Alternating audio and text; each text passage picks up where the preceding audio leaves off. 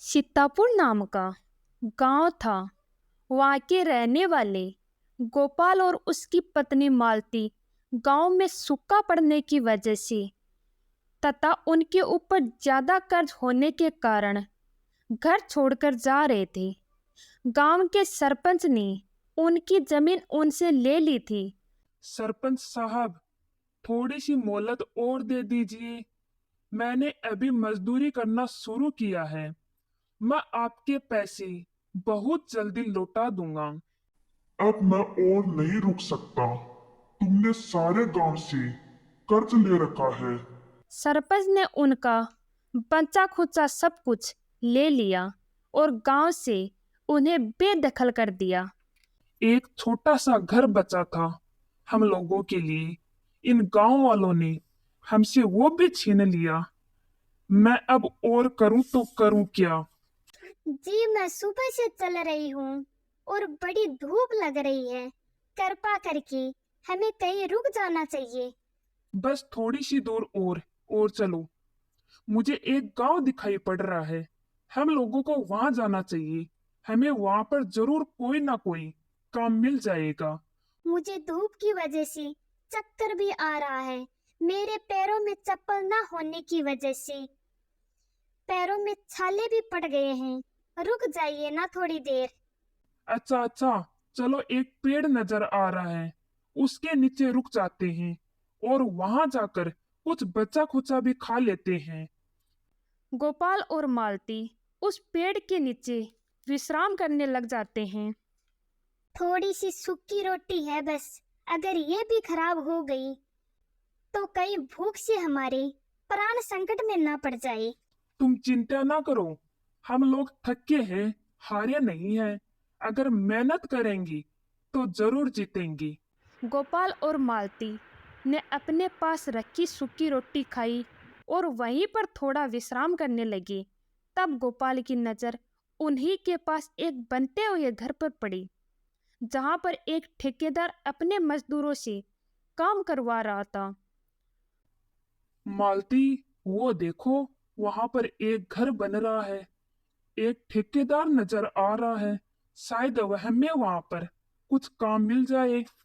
आप चलकर उनसे बात कीजिए। मैं आती हूँ। गोपाल उस जगह पर जाता है और देखता है कि ठेकेदार अपने कामचोर मजदूरों से कहता है कि सुबह से मैं देख रहा हूँ तुम सबने बस ईंटें ही लाकर रखी है। किसी ने सीमेंट की तरफ देखा भी नहीं। काम करना तो दूर की बात है। हाँ हाँ, अब काम के चक्कर में खाना भी ना खाए क्या। इतना करके दे रहे हैं, ये भी बड़ी बात है। क्या करूँ तुम काम चोरों का। कोई और मिल भी नहीं रहा। नहीं तो तुम निकम्मों को मैं काम से निकाल देता। अरे जब इतना ताव है तो किसी और को क्यों नहीं रख लेती। हमारे ऊपर चिल्लाने के लिए हम लोगों को काम पर रख रखा है क्या। और क्या, हमें कोई काम की कमी नहीं है। मैं कहीं और जाकर काम कर लूंगा। जहां मेरी इज्जत नहीं, वहां पर मैं काम नहीं कर सकता। ये अच्छा मौका है, मुझे यहाँ पर काम मिल सकता है। मैं जाकर बात करता हूँ। गोपाल मौके का फायदा उठाकर वहां पर चला जाता है और ठेकेदार से कहता है जी आप कहे तो मैं इस घर को बनाने के लिए मजदूरी कर लूं। मैं आपसे वादा करता हूँ कि मैं काम बड़े लगन और मेहनत से करके दिखाऊंगा। आप मुझे काम देने की कृपा करें। लगता है बड़ा बंदर मिल गया है। अगर ये मेरा साथ दे तो मैं इन कामचोर मजदूरों को यहाँ से भगा दूं। इससे ही रख लूं बस। हाँ क्यों नहीं। तुम चाहो तो अभी इसी वक्त से काम शुरू कर सकते हो। बड़ी कृपा होगी मालिक आपकी। बस आप हमारे रहने खाने का बंदोबस्त करवा दीजिए। सिर्फ ये एक ही सिफारिश है आपसे। तुम उसकी चिंता मत करो। वो सब मैं देख लूंगा। तुम बस मेरा काम करके दे दो। ठेकेदार ने गोपाल की मजदूरी का फायदा उठाकर उसे काम पर रख लिया और गोपाल को एक झोपड़ा रहने के लिए एक जंगल के किनारे पर दे दिया। मालिक बहुत अच्छे हैं। देखो उन्होंने हमें कितना कुछ दिया है। हमारे कितने अच्छे दिन आ गए हैं। आपने बिल्कुल सही कहा जी। कल से मैं भी आपके साथ मजदूरी करने आऊंगी। हम दोनों मिलकर पैसे कमा लेंगे। गोपाल और मालती दोनों ही मिलकर के ठेकेदार के पास काम करते हैं और दोनों ने 1 महीने में ही पूरा घर बनाकर तैयार कर दिया। गोपाल और मालती दोनों अपने हक के पैसे लेने ठेकेदार के पास गए। कैसे पैसे? कहाँ के पैसे? मैंने कब कहा था मैं तुम लोगों को पैसे दूंगा? मैंने तो बस खाने और रहने की बात की थी और अब मेरा घर बनकर तैयार हो गया है। ये तो हमारे साथ गलत हुआ है। आपने हमें धोखा दिया है। मेहरबानी कीजिए और हमें हमारे पैसे दे दीजिए। तुम लोग चाहे मेरे पास कितनी मर्जी रो लो, मैं तुम्हारी कोई मदद नहीं कर सकता। और उस झोपड़े को भी खाली कर देना। मेरे पास दूसरे मजदूर भी है, उससे मुझे उन्हें देना है। गोपाल और मालती ने बहुत विनती की, लेकिन उन्हें उस झोपड़ी से भी निकाल दिया गया। घर और पैसे न होने की वजह से उन्हें फिर से रास्ते पर आना पड़ा। कुछ दूर घने जंगल में चलने के बाद हमारी किस्मत बहुत खराब है। हमने क्या पाप किया है? भगवान जाने हमें ये सजा क्यों मिल रही है। जरूर पिछले जन्म में हमने कोई पाप किया होगा, वरना भगवान हमारे साथ ऐसा थोड़ी ना करेगा। अब तो ना खाने को खाना है, ना रहने की कोई जगह है। कुछ दूर और चलते चलते उन्होंने देखा एक पेड़ के नीचे एक बड़े से चील के बच्चे को 2 जंगली सुअर परेशान कर रहे थे। वो देखो, वहाँ कुछ जंगली सुअर चील के बच्चों को परेशान कर रहे हैं। हमें उन्हें बचाना होगा। कम से कम कुछ तो पुण्य कर ले हम। हट जा, हट, हट जा, हट, हट, हट जा, हट, हट। गोपाल उन सुअरों को भगा देता है, चील के छोटे छोटे बच्चों को बचा लेता है। तब उनकी माँ वहाँ आ जाती है और कहती है, शुक्रिया, तुम लोगों ने मेरे बच्चों की सहायता की। मैं ये कभी नहीं भूलूंगी। अगर तुम लोग नहीं होते तो वो मेरे बच्चों को और ज्यादा परेशान करते। तुम बात कैसे कर रही हो? ये कैसे हो सकता है? मुझे तो विश्वास नहीं हो रहा। एक मायावी चील हूँ। मेरा घोंसला तेज और आंधी और बारिश के कारण उजड़ गया। अब क्या बताऊं बहन, घर तो हमारा भी उजड़ गया है। लोगों ने मेरे बच्चों की जान बचाई। ये लो उपहार मेरी तरफ से।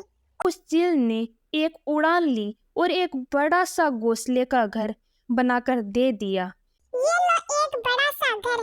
इसमें तुम अपनी पत्नी के साथ रह सकते हो। अब तुम अपने गुणों और मेहनत से बहुत बड़ा मकान बनाओ।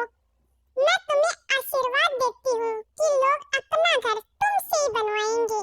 इतना कहकर चील वहां से उड़ गई। मालती और गोपाल की जिंदगी में मानो खुशियां आ गई। गोपाल तो उस घोंसले के घर में ही रहने लगा, जो कि विशाल था। देखते ही देखते गोपाल ने वहां पर अपना कारोबार भी स्थापित कर लिया। ये सब उस चील की वजह से हुआ है। हमने कितने दिनों तक घर का इंतजार किया था। अब देखो, पूरे गांव में बस हमारी चर्चा हो रही है। हर कोई हमसे ही घर बनवाना चाहता है। इसलिए कहते हैं ना, सबकी मदद करनी चाहिए। जो प्राप्त है उतना ही पर्याप्त है। गोपाल और मालती के घोंसले के बारे में उस कपटी ठेकेदार को पता चल जाता है और वो उनके बड़े से घोंसले के घर में अपने मजदूरों को लेकर आता है। तुम दोनों जंगलियों की इतनी हिम्मत, यहाँ आकर बस गए और मेरा व्यापार चौपट करने लगी हो। तुम्हारी तो मेरे मजदूर तुम्हें सबक सिखाएंगे। बड़ा नाम सुना है तुम्हारे घोंसले के घर का। मेरे मजदूर इसे तोड़ गिराएंगे।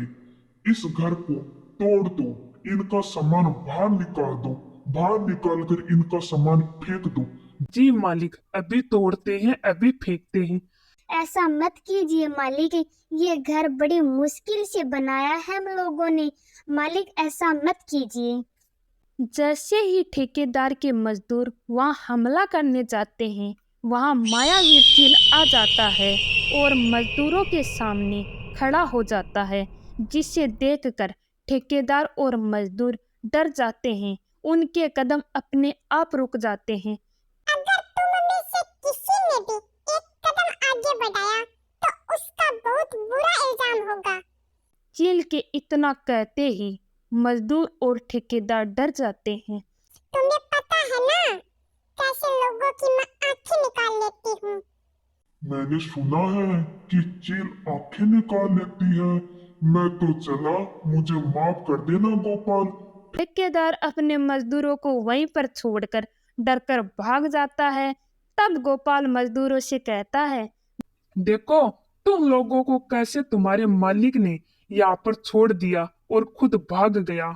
मैं तो कहता हूँ मेरे से हाथ मिला लो, तुम लोगों को अच्छा पैसा दूंगा और अच्छा काम दूंगा। ठीक कहा तुमने, अब हम हकीकी कमाई करेंगे। चील फिर से उनकी मदद करके उड़ गया। वो मजदूर गोपाल के साथ मिल गए और सब मिलजुल कर काम करने लगे। मालती और गोपाल बहुत खुश थे और गोपाल उस गांव का सबसे बड़ा ठेकेदार बन गया।